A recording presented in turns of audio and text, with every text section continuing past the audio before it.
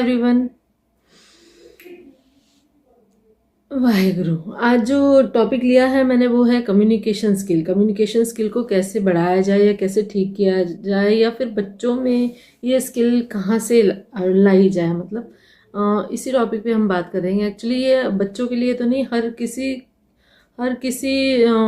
मतलब लेवल पे हर किसी जगह स्किल की ज़रूरत पड़ती है। बिजनेसमैन हो, सेल्समैन हो, इवन मैं बोलती सब्जी वाला भी हो तो उसे भी कम्युनिकेट करना आना चाहिए, है ना। तो इस स्किल को अब हमें ये देखना है कि इस स्किल को सबसे पहले जो एक कहीं ना कहीं गलत मिथ जुड़ गया है कि जिसे इंग्लिश नहीं आती होगी वो कैसे कम्युनिकेट करेगा। इंग्लिश एक लैंग्वेज है, उसका कम्युनिकेशन स्किल से कोई लेना देना नहीं है। हमें बिल्कुल समझना चाहिए इंग्लिश लैंग्वेज है, जैसे हिंदी, सिंधी, पंजाबी, मलयालम, तमिल जो भी है लैंग्वेजेस है, ऐसे ही इंग्लिश भी एक लैंग्वेज है। बट कम्युनिकेशन स्किल अलग चीज़ है। हम कहीं ना कहीं जिसे इंग्लिश नहीं आती है वो सोचता है मैं कैसे बात करूँगा या मैं कैसे अपनी बात रखूँगा, तो हम कहीं ना कहीं उस चीज़ से पीछे हो जाते हैं ना। जबकि कम्युनिकेशन स्किल का इंग्लिश से कोई लेना देना नहीं है, ये बिल्कुल ध्यान रखना है।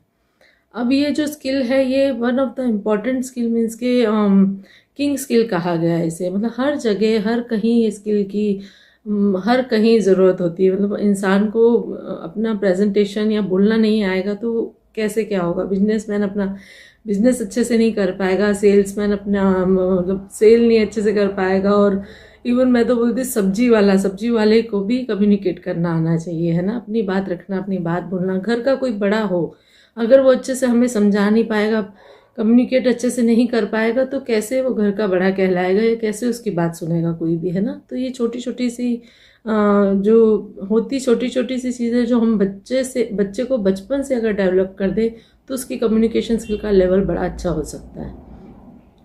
तो इस स्किल के बारे में मैंने जो सर्च किया है वो मैं आपसे लास्ट में शेयर करूँगी। पहले मुझे जो लगता है, मुझे जो पर्सनली मेरी फीलिंग है इस स्किल को लेके, मैं वो आप लोगों के साथ शेयर करूँगी ना। एक तो ये बेसिक स्किल है, ये बिल्कुल सब मान लीजिए कि इसका डेवलप होना बड़ा ज़रूरी है ना।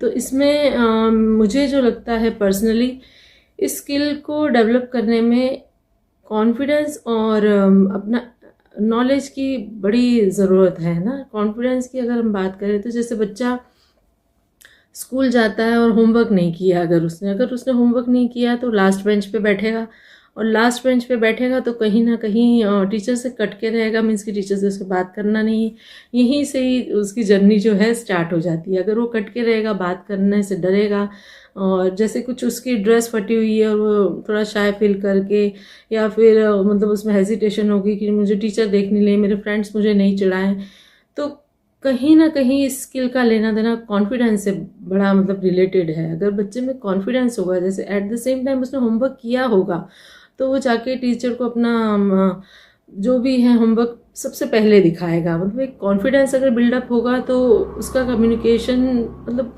लेवल हाई होगा, है ना। कॉन्फिडेंस होना बड़ा ज़रूरी है। जैसे बच्चे का कुछ स्कूल में परफॉर्मेंस है, स्टेज परफॉर्मेंस है, तो उसे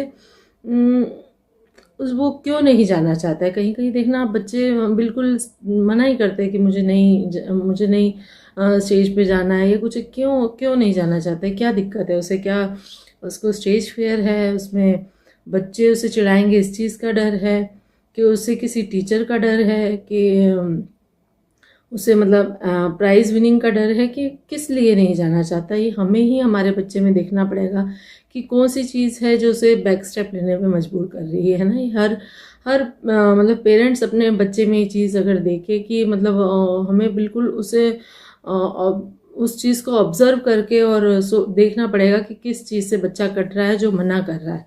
और हमें थोड़ा अप्रिशिएट भी करना चाहिए, थोड़ा लालच देके कि बेटा तू उस स्टेज पे जाएगा तो मैं तुझे चॉकलेट दूंगी, मतलब ये परफॉर्मेंस करके आएगा तो मैं तुझे कुछ टॉय दिलाऊंगी, या कुछ भी है।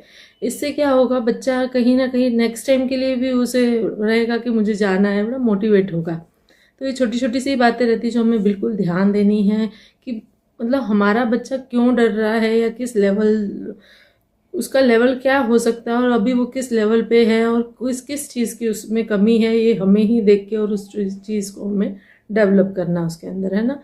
तो बात ये थी कॉन्फिडेंस की। अगर उसको सब आ रहा होगा और कहीं उसको किसी चीज़ की कमी नहीं लग रही होगी, तो ऑब्वियस उसमें उसका कॉन्फिडेंस अपने आप उसमें रहेगा और वो बिल्कुल डरेगा नहीं। और जैसे उसको समझ लीजिए कुछ अपना स्टेज पे गाना जो गाना है उसमें ही वो हिचकिचा रहा है, तो वो कॉन्फिडेंस कहाँ से आएगा? हमें वही ढूंढना है कि उसमें किस चीज़ की कमी है और उस चीज़ को डेवलप करना है ना, तो कॉन्फिडेंस लेवल बढ़ेगा।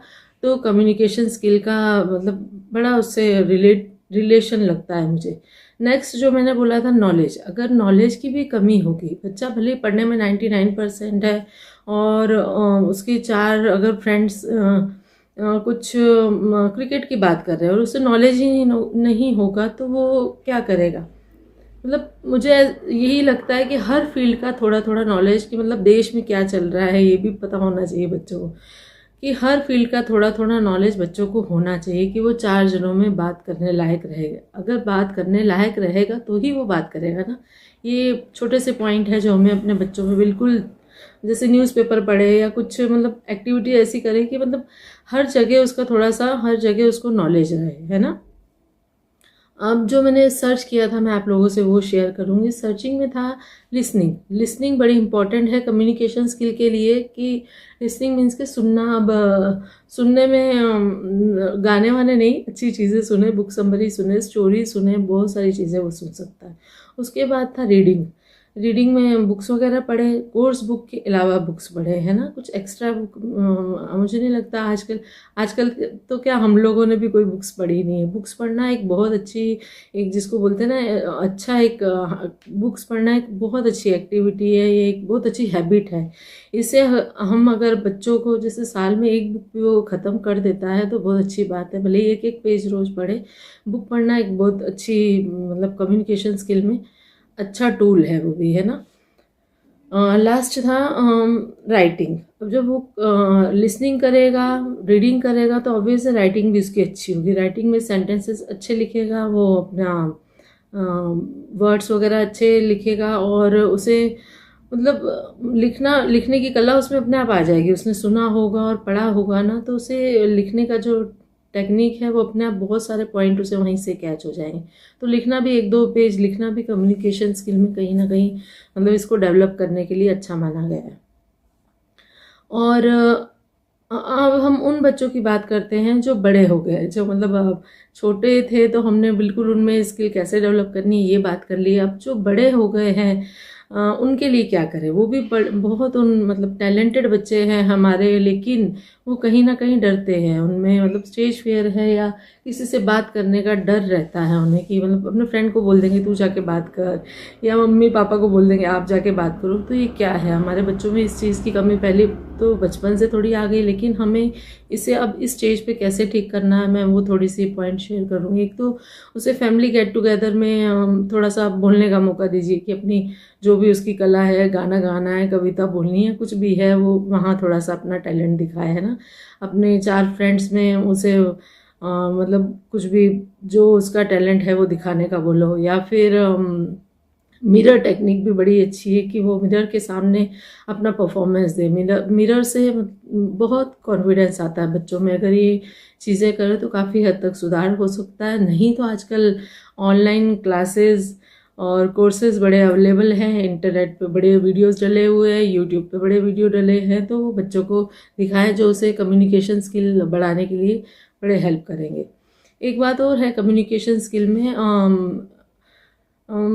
ये अपना बॉडी लैंग्वेज बड़ी इसमें इम्पॉर्टेंट है। मतलब बात करना तो एक बात की बात है, आपकी बॉडी लैंग्वेज ही बहुत कुछ बता देती है ना। जैसे बच्चा बोलता तो नहीं है बट हम उसकी हर एक बात समझ लेते हैं। उसके पीछे रीज़न यही है, जो नॉन वर्बल कम्युनिकेशन बोलते हैं, जो मतलब बॉडी लैंग्वेज जो है बच्चे की, वो हमें बहुत कुछ बता देती है कि बच्चे को क्या चाहिए, या वो क्यों रो रहा है, या वो क्यों परेशान है, या उसे कुछ लगी तो नहीं है, भूख तो नहीं लगी है, जो भी है।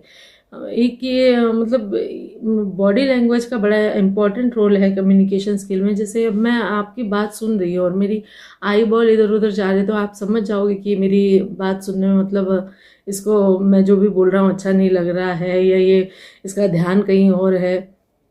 तो हमें ये छोटी छोटी सी चीज़ें बड़ी ध्यान देनी है। फेस एक्सप्रेशन और हैंड मूवमेंट कैसे हो रहे हैं, या आप खड़े कैसे, किस पोस्चर में खड़े हैं, बहुत सारी चीज़ें मैटर करती है कम्युनिकेशन में, जो हमें किसी से भी बात करते समय या अपने बच्चों में ये चीज़ लानी हो तो उसे ये सब सिखाना चाहिए। बस यही था। Thank you for watching me, take care, और मुझे बताना मेरा ये वीडियो कैसा रहा। बाय।